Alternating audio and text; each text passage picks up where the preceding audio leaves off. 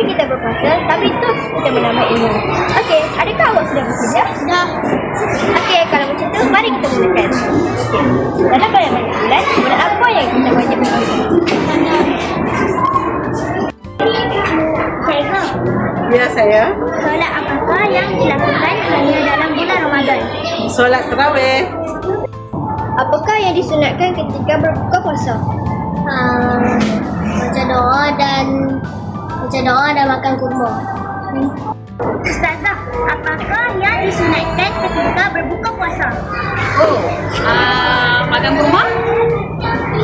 Solat apakah yang dilakukan hanya dalam bulan Ramadan? Solat tarawih. Assalamualaikum, teacher. Salam. Berpuasa di bulan Ramadan merupakan rukun Islam yang keberapa? Berpuasa di bulan Ramadan merupakan rukun Islam yang ketiga. Apakah yang disunatkan ketika berbuka puasa? Yang pertama, mempercepatkan waktu berbuka dan memakan kurma. Berpuasa di bulan Ramadan merupakan rukun Islam yang keberapa? Yang ketiga. Berikan niat puasa dan artinya. Nawaitu sawma qadin an adai fahmi syahri Ramadana hazihi sanatin lillahi ta'ala.